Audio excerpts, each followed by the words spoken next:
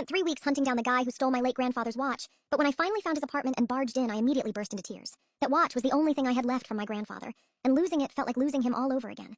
He gave it to me the day before he passed, tapping the face and saying, "Time is the only thing you never get back." It was old, scratched, and the glass was slightly cracked, but it carried his initials and his military unit engraved on the back. I wore it every day, even when people told me it looked outdated. 3 weeks ago, I took it off at a small coffee shop downtown because the strap felt loose. I set it on the table next to my laptop while answering a call. When I left, I didn't realize I had forgotten it.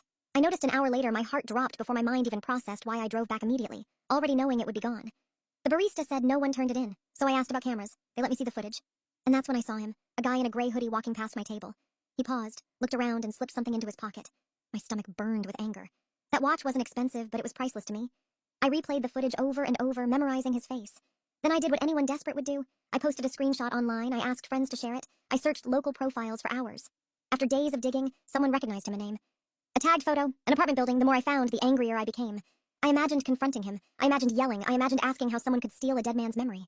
For 3 weeks, that anger fueled me until I finally stood outside his apartment door. My hands were shaking, not from fear, from rage. I knocked once. No answer, so I tried the handle. It wasn't locked. The door opened and I stepped inside. I was ready to shout, ready to demand my watch back. Then I saw the table and everything stopped. My grandfather's watch was sitting there, but it looked different. The cracked glass was gone, the metal was polished, the strap had been replaced. It looked alive again. The guy came out of the kitchen holding a small toolkit. He froze when he saw me. Before I could speak, he said he had been trying to find me. He explained. He found the watch crushed in the parking lot. He said a car must have run over it. He noticed the military engraving. He said he could tell it meant something, so he took it to a specialist. He paid to have the shattered glass replaced. He cleaned the metal himself. He had been searching online for the owner ever since I felt the anger drain out of me all at once. I walked toward the table, picked up the watch and saw my grandfather's initials shining clearer than they had in years. That's when I burst into tears. Not because it was stolen, but because a stranger cared enough to fix something that wasn't even his. And in that moment, I realized something.